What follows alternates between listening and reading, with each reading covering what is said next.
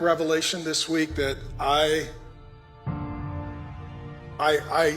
just stopped and I felt the presence of God in a profound and deep way, and I felt very disoriented. Hamas is a Palestinian acronym for the Islamic resistance movement. It is also an Arabic word that means zeal, Hamas. All of the headlines now, Hamas. Hamas is also a Hebrew word in the Bible. It appears here in Genesis 6:11, in the days of Noah. Now the earth was corrupt in God's sight, and the earth was filled with violence. Hamas.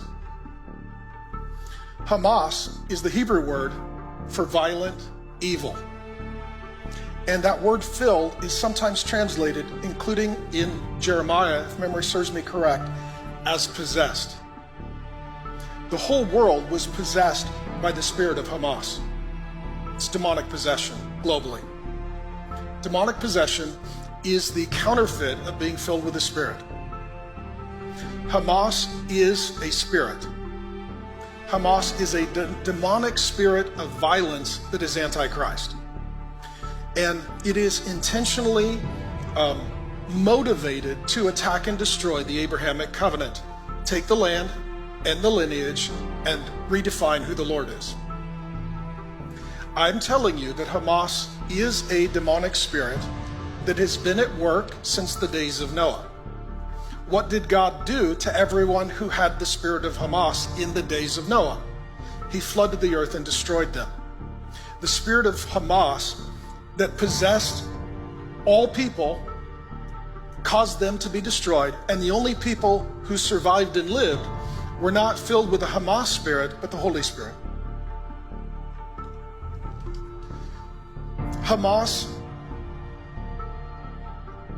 is a word that is used to refer to, and all of this is in my notes, the Chaldeans and the Babylonians in Jeremiah 31:5, the Shechemites in Judges 9:34, and the Egyptians in Joel 3:19. Not only were people filled with the spirit of Hamas in the days of Noah, also they were filled with the spirit of Hamas in the Chaldean Empire, the Babylonian Empire, the Shechemite Empire, and the Egyptian Empire. The point is this: people come and go, but the demons remain the same. The spirit of Hamas is always working in and through nations, governments, and peoples to bring about possession of the land, ending of the lineage, and destruction of the plan of the Lord. Hamas is a demonic and powerful warrior spirit.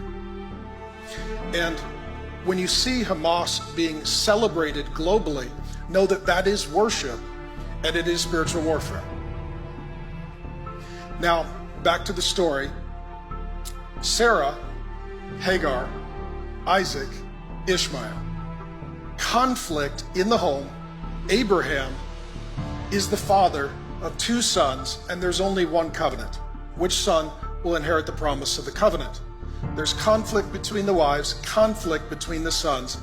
Sarah decides to kick Hagar out of the house. Are you ready? Genesis 16. Sarah said to Abraham, "May the wrong, Hamas, done to me be on you. I gave my servant Hagar to your embrace, and when she saw that she had conceived Ishmael, she looked at me with contempt. May the Lord judge between you and me." Now, Sarah invited Hagar into the home, and it was her idea for her husband to marry this Egyptian woman. And when Hagar moved into the home, Sarah told her husband, "We need to cast out." You know what you do with a demon? You cast it out. Sarah went to her husband and said, "We need to cast out that woman because she has brought Hamas into our home." The spirit of Hamas came with Hagar. It's a demonic spirit.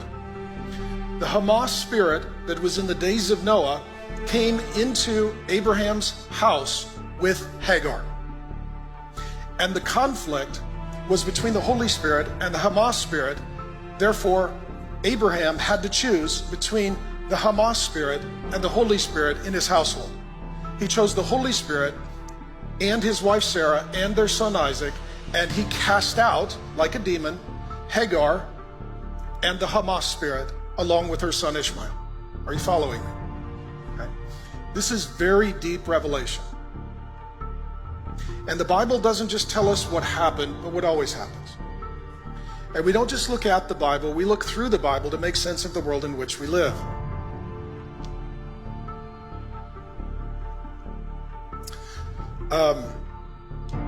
The battle in Abraham's home is the battle in Abraham's homeland today. The Hamas spirit versus the Holy Spirit, and they cannot coexist.